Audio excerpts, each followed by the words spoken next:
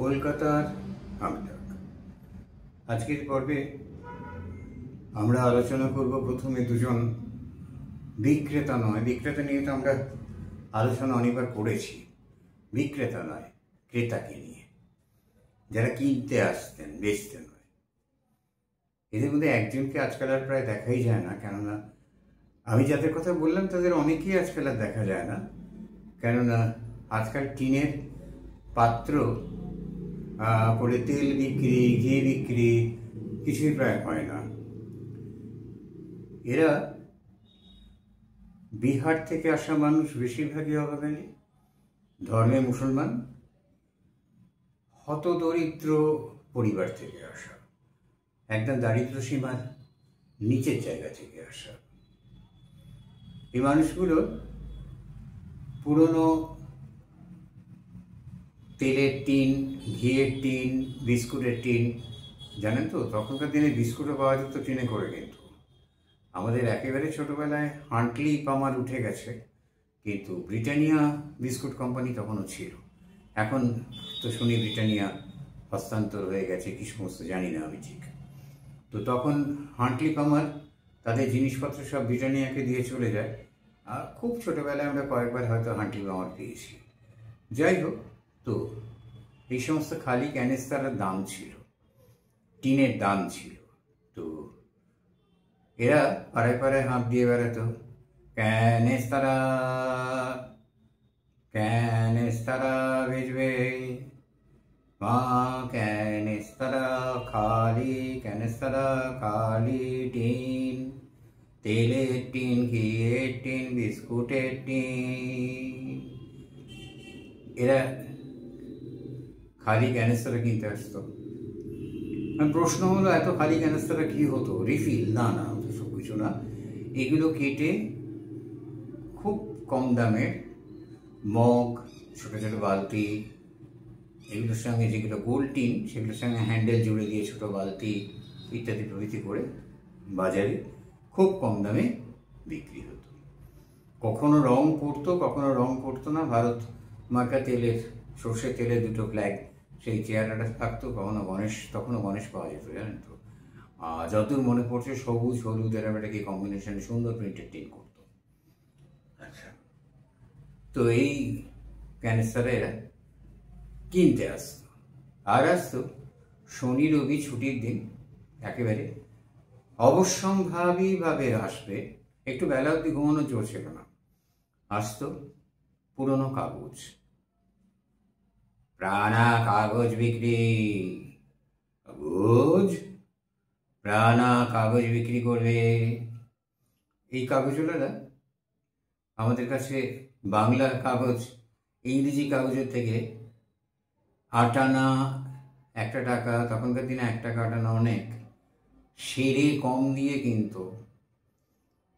খুব গায়ে লাগতো যে বাংলা কাগজেরও কি দাম নেই নাকি, সবই তো ইংরেজি। তো এই কাগজগুলো যারা কিনতো তাদের কাবাড়িওয়ালা বলা হতো। ফরিপুকুরের মোড়ের ওখানে একটা কাবাড়িওয়ালার দোকান ছিল। সেখানে একদিন কৌতূহলবশত জিজ্ঞেস করেছিলাম, আমি তখন খুবই ছোট, যে হ্যাঁ গো, তোমরা ইংরেজি কাগজের দাম বেশি দাও কেন? তো তারা বলেছিল যে, কি জানো খোকাবাবু, ইংরেজি কাগজ তো বাড়িতে নিলে বেশি লোক পড়ে না, কর্তাবাবু পড়ে, 2-1 পড়ে, নাড়াঘাটা কম হয়। আর বাংলা কাগজ আমরা যে লাটঘাট অবস্থায় পাই, ঠোঙা করতে গেলে অনেক সময় ফেটে যায়। আর এছাড়া তখনকার দিনের মানুষের একটা খুব প্রচলিত অভ্যাস ছিল, সিনেমা আর্টিস্টদের ছবি কেটে খাতায় সেঁটে রাখা, ক্রিকেটারদের ছবি কেটে খাতায় সেঁটে রাখা। এটা বাংলা কাগজ থেকেই বেশিরভাগ হতো। আর বাংলা কাগজের যে নিউজ প্রিন্টটা ব্যবহার করা হতো, সেটাও ইংলিশম্যান, স্টেটসম্যান, হিন্দুস্তান স্ট্যান্ডার্ড এদের থেকে অপেক্ষাকৃত একটু অন্য নিম্নমানের, যাই হোক সেই কারণে বাংলা কাগজের দাম সেরে, তখন শের ছিল, সেরে 8 আনা 1 টাকা কম ছিল। মাথায় ঝুড়ি নিয়ে কিনতে আসতো ভাঙা কাঁচ। অনেকের সঙ্গে লোহা লক্করও কিনতো, ভাঙা পুরনো সাইকেলটাকে। কিন্তু ভাঙা কাঁচ কিনে একটা সংসার চলে, একটা মানুষ টিকে থাকে, আশ্চর্য ব্যাপার। কিন্তু তারা আসতো, কাঁচ ভাঙা বিক্রি, কাঁচ ভাঙা, ভাঙা কাঁচ, সার্সির কাঁচ, বোতলের কাঁচ, বয়ামের কাঁচ, কাপ ডিশ ভাঙা। কাপ ডিশ ভাঙাটা না হয় বুঝি, কাপ ডিশের টুকরো দিয়ে তখনকার দিনে একটা মেঝে তৈরির একটা সিস্টেম ছিল, ক্রেজি চায়না বলা হতো, বড় লোকের বাড়িতে থাকতো ভাঙা কাপ ডিশের টুকরো দিয়ে। কিন্তু এত কাপ ডিশ তো এরা পেত না, জানি না কাঁচ ভাঙা নিয়ে কী করতো। তবে কাঁচ ভাঙা ঘুড়ির মাঞ্জায় অবশ্য কাঁচের পুরো লাগতো, সে না হয় বিশ্বকর্মা পুজোর দিন বলবো আপনাদের। সে তখন এই কাঁচের যে কাঁচ ভাঙা এভাবে সে বিক্রি করত। এই তো গেল 3 ক্রেতার ব্যাপার, এরা মানুষের কাছ থেকে জিনিস কিনত। আচ্ছা, এরপর আসুন আমরা দেখি একজন বিক্রেতা যে অদ্ভুত শৌখিন জিনিস বিক্রি করতো, কিন্তু সবগুলোই খুব অল্প দামে, 2 টাকা 1 টাকা, কিন্তু বানানো এত সুন্দর কল্পনা করা যায় না। এদের কাছে প্রথম দেখি ক্যালিডোস্কোপ। ক্যালিডোস্কোপ একরকম কাঠের পিচবোর্ড দিয়ে তৈরি করা চোঙা, 6 ইঞ্চি 8 ইঞ্চি হয়, দুটো মুখই কাঁচের দিয়ে বন্ধ, একটা মুখে ট্রান্সপারেন্ট কাঁচ, স্বচ্ছ কাঁচ, একটা মুখে আপনার ঘষা কাঁচ। ভেতরে চুরির টুকরো থাকতো, আলোর দিকে তুলে ঘোরালে নানা রকম ফুল এর নকশা ডিজাইন হতো। আমাদের ছেলেবেলায় খুব প্রিয় খেলনা ছিল এই ক্যালিডোস্কোপ। দাম কত ছিল বলতে পারবো না, নিজে তো দাম দিয়ে কিনে নি, বাবা কিনে দিতেন বা মা কিনে দিতেন। এদের কাছে ক্যালিডোস্কোপ ছাড়া পাওয়া যেত একটা ছোট গাড়ির মতো জিনিস, সে আর তাতে একটা চামড়া লাগানো, তার উপর একটা পদ্ম ফুল আঁকা আলপনার ঢঙে, দুটো কাঠি, সেটা টেনে নিয়ে গেলে খাঁচ কাটা চাকায় লেগে কাঠি দুটো টকবক টকবক টকবক টকবক করে আওয়াজ করে যায়, ফটাফট ফটাফট। এই টেনে বারান্দার এপার থেকে ওপার, এপার থেকে এবার পাড়ার লোকে যতক্ষণ তো ওরে বাবা তোহাই তোদের চুপ কর, আর না, আবার বিকেলে খেলিস, তখন ছেলেপুলেরা ক্ষান্ত দিত। এদের কাছে এদের কাছে পাওয়া যেত তালপাতা, শুকনো তালপাতার রঙিন কাগজ লাগানো 1 হাত লম্বা ভেপু, রথ নয়, সারা বছরই পাওয়া যেত। কিন্তু এই ভেপু আমরা খুব একটা কিনতাম না, কারণ এই বিক্রেতারাও ইনভেরিয়েবলি মুসলিম ছিলেন, মুসলমান। তা শোনা যেত যে ওরা ওদের ভাতের দিয়ে লাগায়, তো সেটা একটা উন্নাসিকতা ছিল বা ঘৃণা, যাই হোক, একটা অসুবিধার জায়গা ছিল, সেটা মানুষ কিনতো না। তবে ভেপুগুলো খুব স্ট্রং, অনেকদিন থাকতো, বেশ সুন্দর ভোঁ ভোঁ করে আওয়াজ হতো। কাগজের পাখি, অরিগ্যামি নয়, বেশ সুন্দর পাখি, এগুলো যেমন পাওয়া যেত। এদের কাছে সব থেকে মহার্ঘ যে জিনিসটা পাওয়া যেত সেটা 1.5 টাকার বেহালা। অঞ্জন দত্ত 2 টাকার বেহালা বলে তার গানটা আছে, বিখ্যাত গান, অসম্ভব ভালো গান।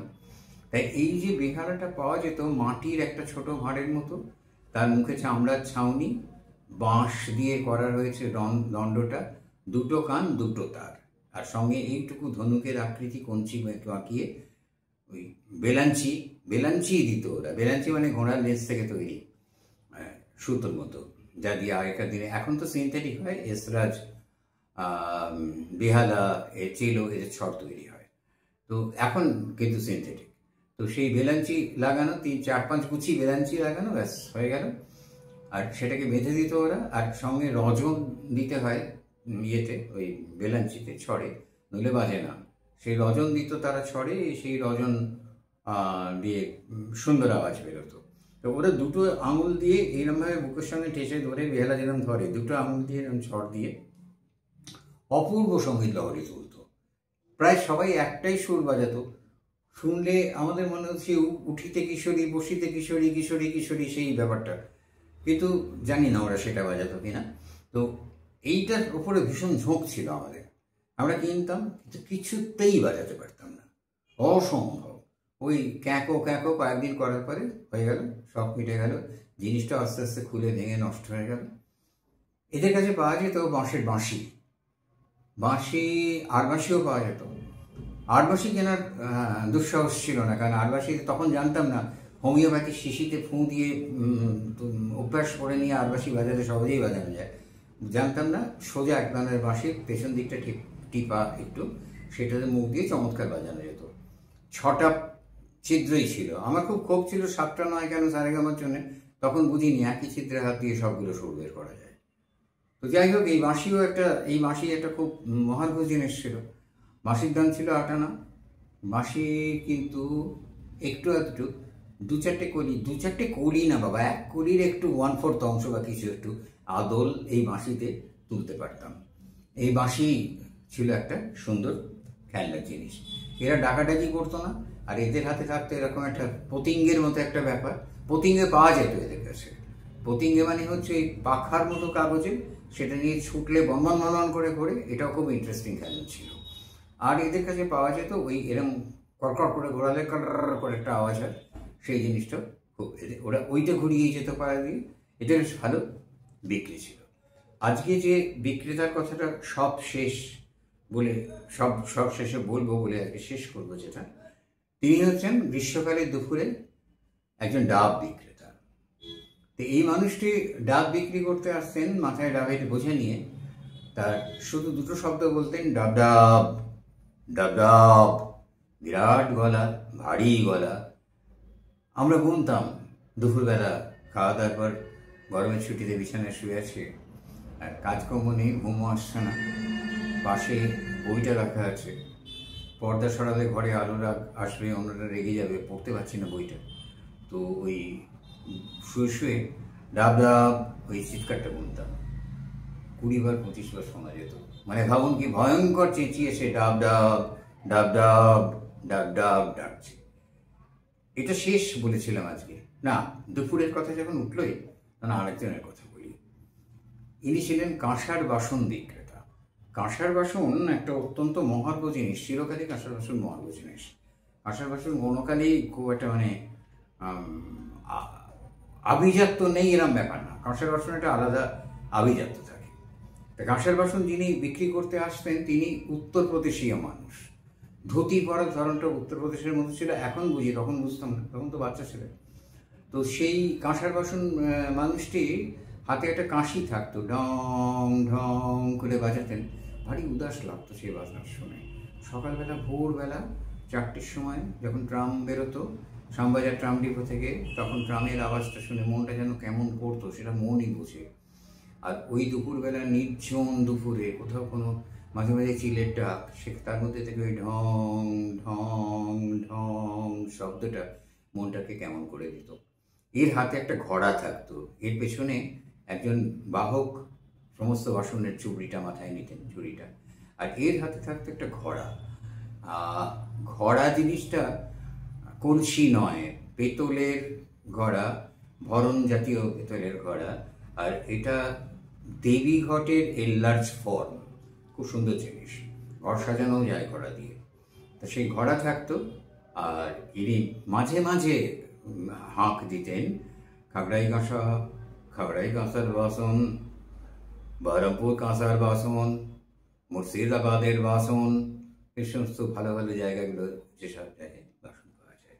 আজকের মতো নমস্কার, আবার আমরা আসবো। এরপর আস্তে আস্তে বিকেল, সন্ধ্যা, রাত সমস্ত মানুষ পথের যারা ঘুরতেন ডাক দিয়ে দিয়ে তাদের কথা আলোচনা।